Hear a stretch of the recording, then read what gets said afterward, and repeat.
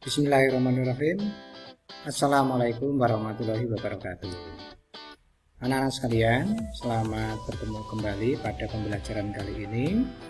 Pada pertemuan sebelumnya kita sudah belajar unsur-unsur atau sistematika surat lamaran pekerjaan.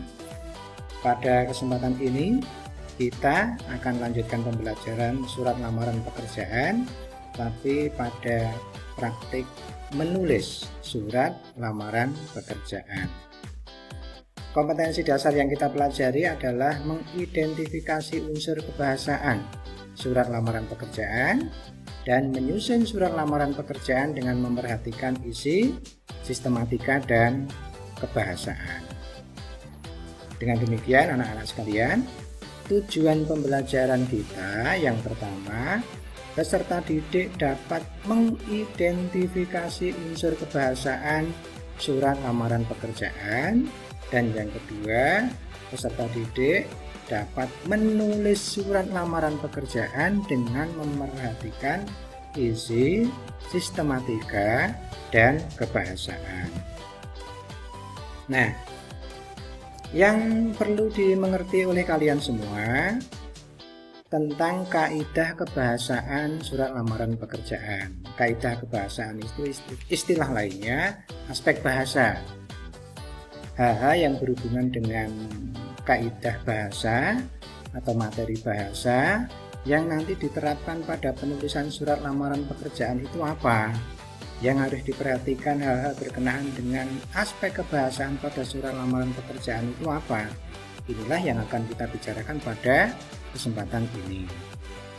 Yang pertama, surat lamaran pekerjaan ditulis dengan bentuk surat yang standar, baku, resmi. Mengapa demikian? Karena umumnya instansi, dinas, atau perusahaan yang akan menerima surat lamaran pekerjaan itu bersifat formal, adalah badan, instansi, atau perusahaan yang sifatnya itu resmi, formal, sehingga bentuk suratnya pun kita tulis dalam bentuk surat yang standar. Kemudian bahasa yang digunakan baik dan benar. Baik itu sesuai kebutuhan siapa yang menerima surat, dan benar itu sesuai dengan ejaan atau kaidah penulisan surat lamaran pekerjaan, kaidah bahasa surat lamaran pekerjaan. Yang ketiga, gunakan kata-kata yang sopan. Kata-kata yang sopan itu ya bisa diterima dengan baik semua pembaca surat, terutama si penerima surat lamaran, bisa membaca, bisa menerima, bisa mengerti dengan baik. Yang keempat, menggunakan pengantar yang jelas, singkat, padat, informatif, dan tepat sasaran. Apa maksudnya pengantar? Pada pertemuan sebelumnya sudah kita sampaikan bahwa mengawali surat lamaran pekerjaan kalian hendaknya menyampaikan informasi dari mana lowongan pekerjaan itu diperoleh. Maka berilah pengantar yang jelas, singkat, padat. Artinya membuka surat lamaran pekerjaan itu, tulislah pengantar yang jelas. Misalnya membaca lowongan pekerjaan pada harian Jawa Pos tanggal sekian, bulan sekian, tahun sekian, pada formasi apa, dan seterusnya. Itu pengantar. Berilah pengantar sesuai dengan informasi dari mana Anda mendapat informasi lowongan pekerjaan itu. Kalau informasi dari surat kabar, berarti pengantarnya merujuk pada surat kabar. Kalau informasi itu dari pengumuman, berarti merujuk pada pengumuman tertulis yang kalian baca. Berikut nomor 5, tulisannya bersih, mudah dibaca, sesuai kaidah ejaan. Tulisan itu penting pada surat lamaran pekerjaan. Maka tulislah dengan jelas, dibaca, yang bersih, sebab tulisan itu menunjukkan kepribadian penulis surat lamaran pekerjaan. Kalau surat lamaran pekerjaannya ditulis dengan tulisan yang tidak jelas, kotor, berarti orang yang menerima lamaran pekerjaan sekaligus bisa menilai, oh dia seperti apa gitu. Berikut yang terakhir, melengkapi bagian-bagian surat dengan norma bahasa surat. Jadi bagian-bagian surat yang sebelumnya sudah dipelajari itu ditulis sesuai ketentuan bagian-bagian tersebut. Nah, sekarang mari kita lihat contoh surat lamaran pekerjaan yang ditulis berdasarkan unsur-unsur yang sebelumnya sudah kalian pelajari.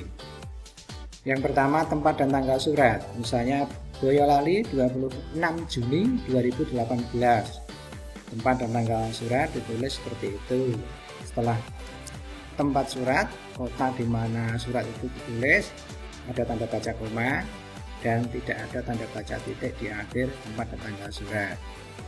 Lampiran 5 lembar. Jumlah lampirannya berapa sesuai dengan lembar yang ingin Anda lampirkan. 5 ya 5 lembar, 6 ya 6 lembar, 7 ya 7 lembar sesuai dengan kebutuhan, sesuai dengan berkas lembar yang dilampirkan jumlahnya. Hal atau perihal ya lamaran pekerjaan. Contoh penulisan alamat surat seperti yang kamu lihat seperti itu. Yang terhormat kepala bagian personalia, kepala bagian kepegawaian maksudnya. Misalnya PT Cipta Pustaka Jalan Tentara Pelajar nomor 17 di Surakarta. Jadi langsung saja yang terhormat bla bla bla bla bla di Surakarta tanpa tanda baca titik di akhir alamat itu. Perhatikan. Nah, berikutnya nomor 5 ada salam pembuka. Salam pembuka itu kalau untuk lamaran pekerjaan yang tepat dengan hormat. Kita memberi rasa hormat kepada penerima surat lamaran pekerjaan. Nah, itu salam pembuka pada yang bernomor 5 itu. Kemudian surat dibuka dengan informasi dari mana Anda memperoleh lowongan pekerjaan. Pada contoh ini, kalimat pembukanya merujuk pada informasi dari harian Jawa Pos sehubungan dengan iklan lowongan pekerjaan di PT Cipta Pustaka pada harian Jawa Pos 20 Juni 2018 untuk formasi manajer pemasaran yang bertanda tangan di bawah ini saya. Itu kalimat pembuka surat lamaran pekerjaan. Nah, pembukanya merujuk pada informasi dari mana Anda memperoleh lowongan pekerjaan. Penulisan Jawa Pos harian bercetak miring. Jadi Jawa Pos, 20 Juni 2018. Pada formasinya apa yang ingin saudara lamar dimunculkan? Oh, manajer pemasaran. Yang bertanda tangan di bawah ini. Nah, ini nama, jenis kelamin, tempat tanggal lahir, pendidikan terakhir, alamat, telepon, status itu adalah pemberian atau perincian identitas pelamar. Jadi berturut-turut dari nama sampai dengan status itu pemberian atau perincian identitas pelamar. Perhatikan penulisan di situ sarjana atau S1 manajemen informatika dan seterusnya, nanti disesuaikan. Karena bagian-bagian dari nama sampai dengan status itu dianggap sebagai bagian kalimat sebelumnya, maka penulisan pemberian identitas pelamar itu nama, jenis kelamin dan seterusnya sampai status berhuruf awal kecil, tidak kapital.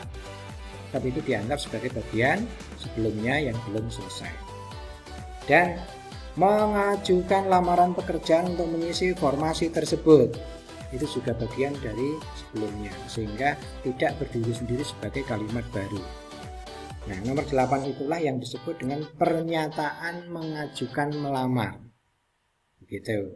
Jadi nomor 5 salam pembuka, nomor 6 kalimat pembuka surat, nomor 7 adalah pemberian atau perincian identitas diri pelamar, nomor 8 itu pernyataan mengajukan lamaran. Nomor 9, sebagai bahan pertimbangan saya lampirkan, itu adalah lampiran atau informasi yang ditambahkan, yang disampaikan, yang ingin disampaikan kepada penerima surat lamaran pekerjaan, yang nanti dapat dijadikan pertimbangan sesuai keperluan tidak. dipertimbangkan untuk diterima atau tidak, memenuhi persyaratan atau tidak, itu adalah berdasarkan lampiran yang dilampirkan penulis surat lamaran, informasi yang disampaikan penulis surat lamaran pekerjaan. Nomor berikutnya, demikian surat lamaran pekerjaan saya buat.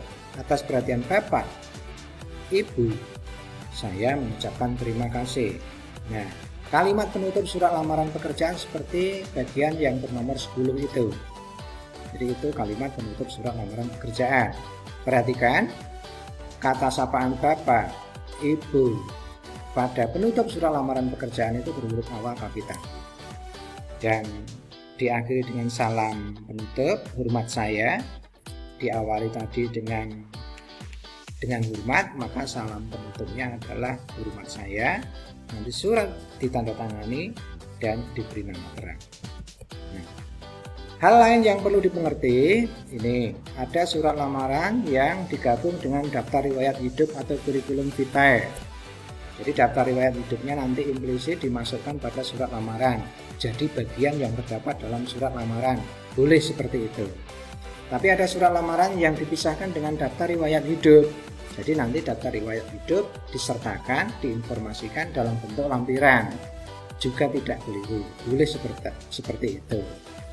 Tinggal dipilih. Tapi umumnya orang lebih memilih melampirkan daftar riwayat hidup itu pada lampiran. Jadi surat lamarannya dipisah, sehingga surat lamaran ditulis dengan bagian-bagian yang seperti dicontohkan di awal. Surat lamaran ditulis dengan tulisan yang jelas, bersih, dengan perwajahan yang baik.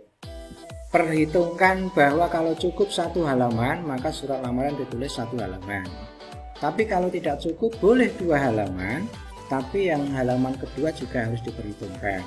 Jangan hanya pada halaman kedua itu muncul hanya tanda tangan dan nama terang saja.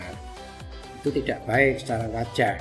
Maka diperhitungkan secara perwajahannya baik, tulisannya jelas, bersih, sehingga halaman kedua itu juga harus memuat sifatnya bukan tambahan sedikit, misalnya hanya tanda tangan dan nama terang. Itu tidak boleh, jangan begitu. Nah, surat lamaran ditulis tangan. Ditulis tangan itu maksudnya penerima lamaran surat pekerjaan itu bisa memperhitungkan, oh tulisannya seperti apa, oh bagus, rajin, bersih. Itu kira-kira orangnya juga mencerminkan itu. Anak-anak, di akhir pembelajaran ini ada tagihan yang harus dikerjakan.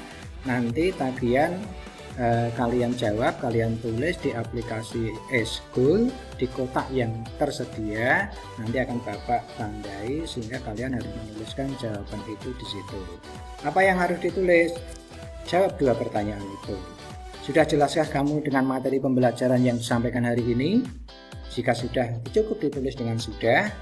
Jika belum, ajukan atau tulislah 1 pertanyaan yang nanti akan saya jawab pada pertemuan pembelajaran berikutnya. Itu tagihan yang kalian harus lakukan. Demikian pembelajaran kali ini.